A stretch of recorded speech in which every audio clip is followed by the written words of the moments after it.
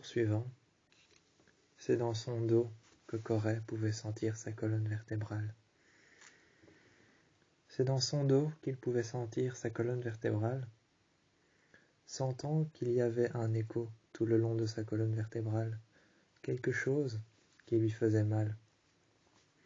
Comme si le long de toute sa colonne, il pouvait sentir un liquide noir, visqueux, se renfermer le long de ses os. Les vertèbres, les uns sur les autres, se pliant de manière à pouvoir se pencher, de manière à pouvoir se redresser. Les vertèbres les unes sur les autres, le mouvement de la colonne vertébrale. Tout le long, il pouvait imaginer un liquide visqueux. Il pouvait imaginer un liquide visqueux, noir et agressif, attaquant sa colonne vertébrale, comme des pics, des picots, et une nuée de ronces séchées qui avaient été déposées le long de sa colonne, sur ses vertèbres, rien que pour pouvoir lui faire mal gratuitement. Ensuite, il sentit une chaleur à l'intérieur de son torse, sous ses côtes, au-dessus des poumons, juste au-dessus du cœur, il sentit une chaleur. Une chaleur juste au-dessus des poumons, en dessous des côtes, sur le torse, le long des poumons, juste au-dessus du cœur, une chaleur. Et soudain, après avoir essayé de faire revenir à la femme qui avait disparu, cette chaleur disparut, mais réapparut sous la forme de quelque chose de plus froid. Elle réapparut sous la forme de quelque chose de beaucoup plus froid, comme un essaim d'abeilles, comme ce bourdonnement que l'on pouvait entendre, ça réapparut comme un essaim d'abeilles, ce bourdonnement sourd auquel on ne peut donner de nom, auquel on ne peut déchiffrer l'écho laissé derrière. Eh bien, il ressentait ça ce soir-là. Une chose auquel on ne pouvait donner de nom, on ne pouvait décrypter la chose, encore moins dire ce que c'était. Ce soir-là, il ressentait ça. Lorsque c'est revenu, c'était comme un bourdonnement d'abeilles, comme un essaim d'abeilles, grand, dévastateur, puissant, imposant, mais sans conviction. Corey n'avait aucune puissance de pouvoir dire ce que c'était. Sans la conviction, il n'avait aucune puissance de pouvoir dire ce que c'était. Il essaya de faire disparaître l'entièreté de son corps pour pouvoir tout de suite invoquer la femme, mais la femme n'était pas là. Il essaya alors de se faire réapparaître. Il se fit réapparaître devant la glace. Lorsqu'il se fit réapparaître dans sa chambre devant la glace, après s'être levé de son lit, face au miroir, il vit derrière lui, debout, la femme, les mains sur le visage, en train de pleurer. Cette femme, les mains sur le visage, qui était en train de pleurer. Elle vit derrière lui, cette femme, et des pleurs qu'il entendait résonner, tel un écho. Il entendait résonner les échos, les pleurs de cette femme. Et ensuite, il se releva, il se retourna. Brièvement, il se retourna, comme si elle était réellement derrière lui. Il se retourna pour pouvoir lui adresser la parole, lui poser des questions, lui dire ce qui se passait, ce qu'il entendait, ce qu'il ressentait et ce qu'il voyait dans sa chambre.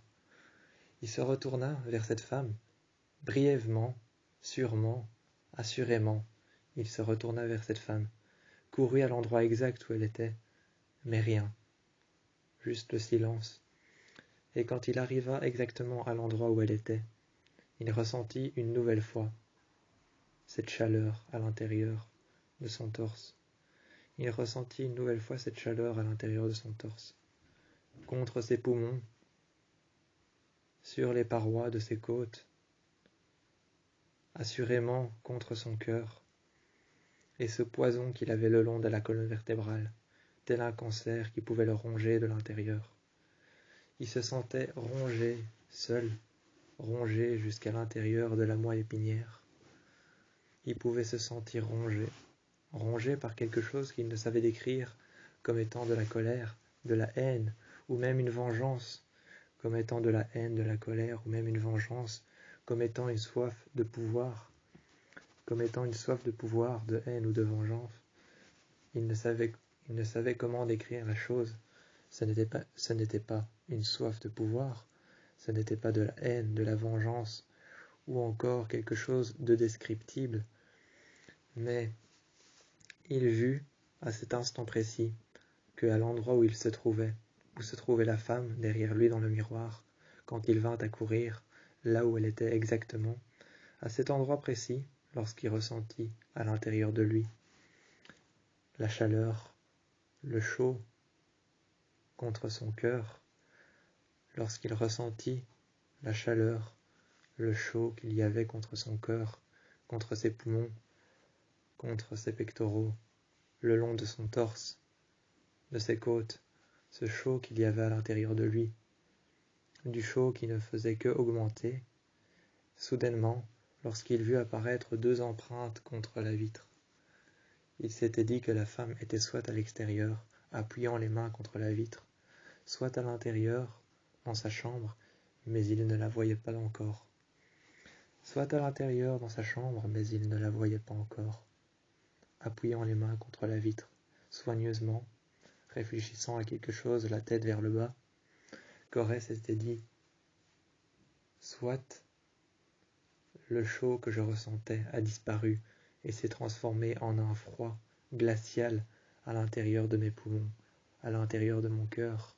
Chaque battement de cœur lui faisait peur.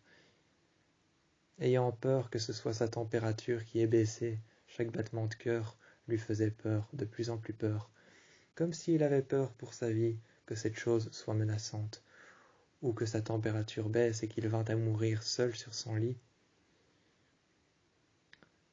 Cela l'horrifiait à l'idée de savoir que peut-être sa température était en train de baisser, à l'idée qu'il soit à l'endroit où un mort se trouvait actuellement dans le miroir lorsqu'il s'est regardé. Chaque battement de cœur lui faisait peur. Il avait l'impression qu'à chaque battement de cœur qu'il pouvait écouter, sentir, ou même entendre, il avait l'impression que son cœur battait tellement fort que ça frappait contre ses côtes. Il en avait peur que chaque respiration puisse briser l'une de ses côtes. Il en avait peur que chaque battement de cœur puisse briser l'une de ses côtes.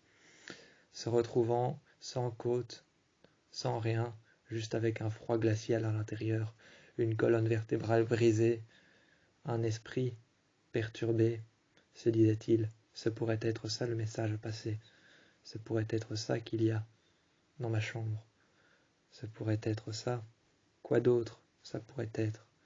Ça pourrait être un être surnaturel qui n'a pas de nature, ou ni même de nom, ou encore moins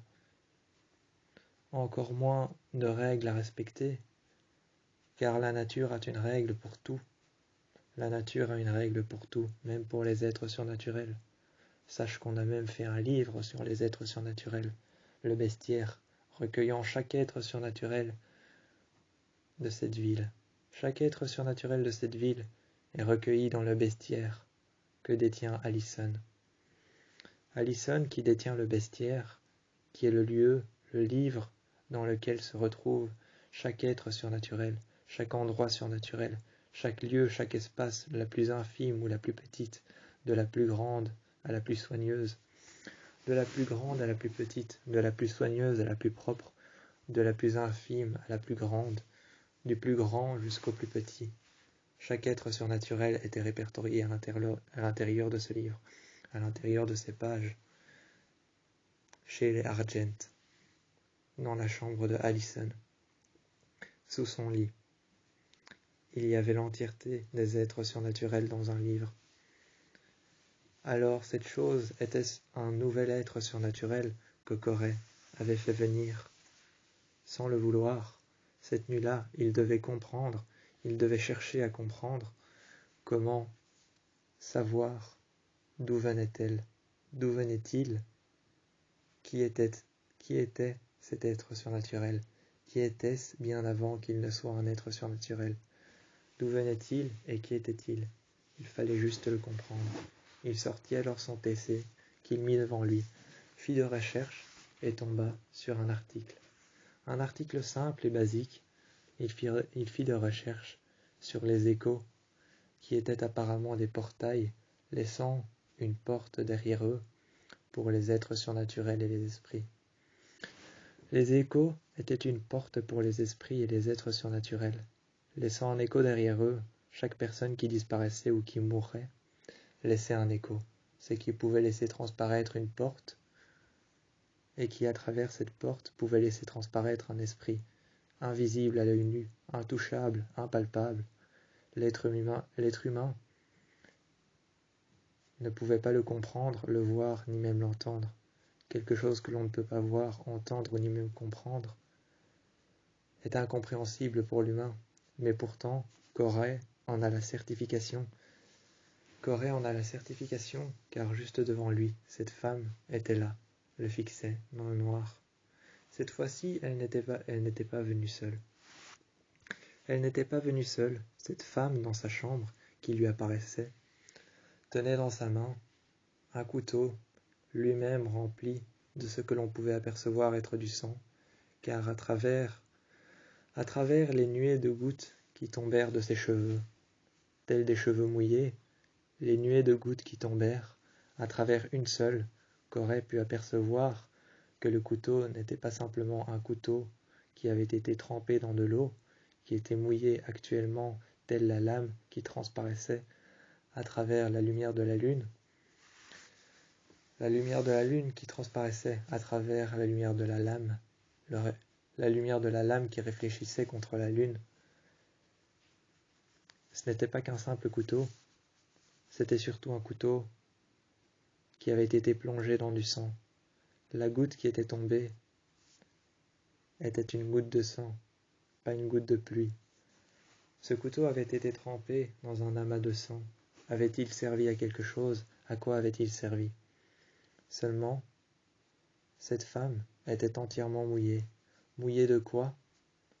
Il ne le savait pas encore. Était-ce de l'eau? Était-ce du sang? Était-ce un bain de sang dans lequel elle venait de tomber, de plonger, ou de se plonger elle-même à l'intérieur?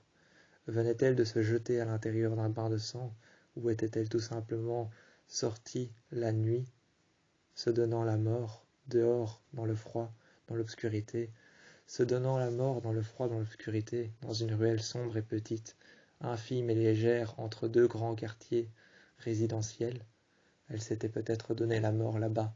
C'est pour ça qu'elle était peut-être représentée sous la forme d'une ombre pleine d'eau, recouverte de pluie, une ombre pleine d'eau recouverte de pluie, noire et invisible. On pouvait la voir, mais on ne pouvait pas la sentir. On ne pouvait pas voir réellement son visage, ni même qui elle était, ce qu'elle portait, ce qu'elle avait sur le corps. Avait-elle des traces sur les bras? Avait-elle des marques sur le visage? Avait-elle été marquée à certains endroits?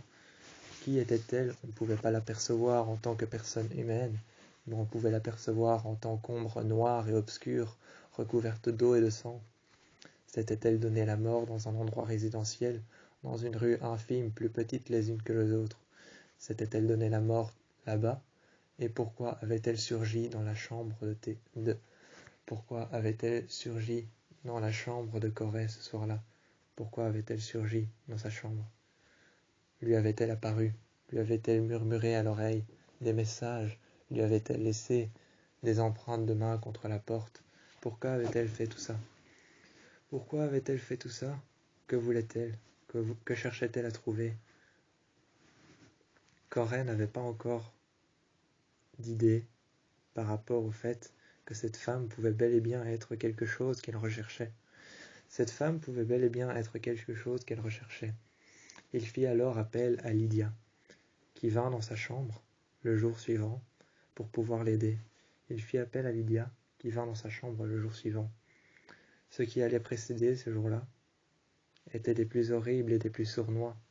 Seulement il ne savait pas que cet être surnaturel était encore une fois quelque chose de bien réel qui avait réellement existé. Lydia, le jour suivant, était arrivée dans sa chambre, s'était assise sur le lit. Au milieu de la pièce, il était resté figé pendant des heures.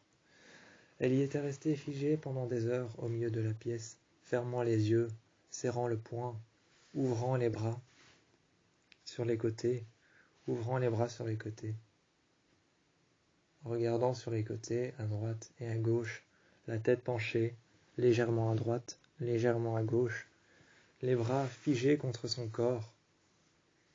Elle pouvait ressentir une puissance plus que surnaturelle, mais qui était compatible à elle-même, compatible à la banshee qu'elle était. Cette puissance surnaturelle qu'elle pouvait ressentir était compatible à elle-même, la banshee qu'elle était. Cette puissance était compatible. Alors elle s'est mise sur le lit de Corée. Corée s'est assis à côté d'elle. Elle lui a donc dit: ce n'est pas un esprit, c'est pas un être surnaturel, c'est pas une femme. Tu as affaire à la toute première banshee qui a existé dans ce monde. Tu as affaire à la toute première banshee qui a existé dans ce monde. La toute première. Corée répondit avec un air simple: oui. Et qu'est-ce que ça a à voir avec ce qui me traque dans ma chambre? Qu'est-ce que ça a à voir avec ce qui me traque dans ma chambre? La toute première banshee qui a existé dans ce monde n'est pas la plus simple à comprendre, la plus simple à faire disparaître, et la plus gentille. Elle est méfiante, elle est perfide, elle est rusée, elle est malicieuse. Elle est signalée et elle est compatible, mais dans le bestiaire, il y a un article qui parle entièrement d'elle. Elle est signalée comme étant l'intermédiaire d'un démon. Elle est signalée sous la forme d'intermédiaire, comme étant une communication entre le monde des morts et une communication entre le monde des vivants. Elle est dit comme étant un démon, comme étant un être surnaturel, comme étant un esprit.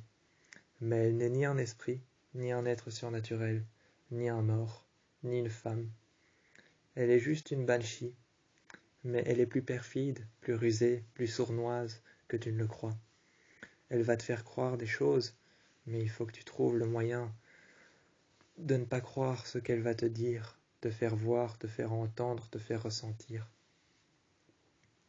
Si tu as déjà ressenti un chaud ou un froid à l'intérieur de ta poitrine, contre ton cœur et tes poumons, tu peux déjà être sûr et certain qu'elle a commencé à se servir de toi comme étant un pantin.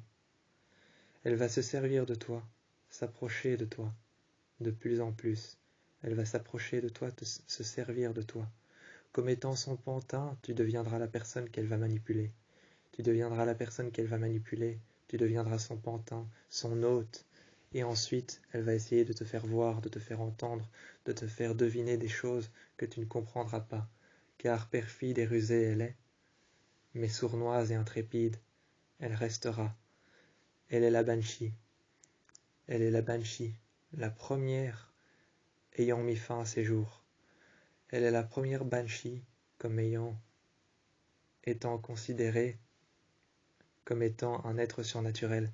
Elle est la première comme étant considérée comme un être surnaturel, comme un démon, comme un esprit, car elle est aussi une banshee, un être surnaturel, mais elle est aussi la première à avoir mis fin à ses jours, car d'ici là, aucune banshee, depuis la lignée qu'il y a derrière moi, n'a mis fin à ses jours. Tu es à présent son hôte, et je ne peux que te dire que je suis désolé, car il n'y a que l'hôte de la banshee qui peut découvrir ce qu'elle veut, ce qu'elle te veut, pourquoi elle est là. Si elle veut repartir, c'est juste ça que tu dois découvrir. Si elle veut autre chose, tu es le seul à le savoir. Tu es son hôte, tu es la seule personne à pouvoir découvrir ce qu'elle veut réellement. Seulement, tu as de la chance, car très souvent les banshees ne souhaitent qu'une seule chose lorsqu'elles sont prisonniers en tant qu'intermédiaires dans le monde des vivants et des morts: repartir dans leur monde. Tu dois le découvrir à ta manière, à ta façon. Corée était vide vide de pensée, il ne savait plus quoi penser, comment réfléchir.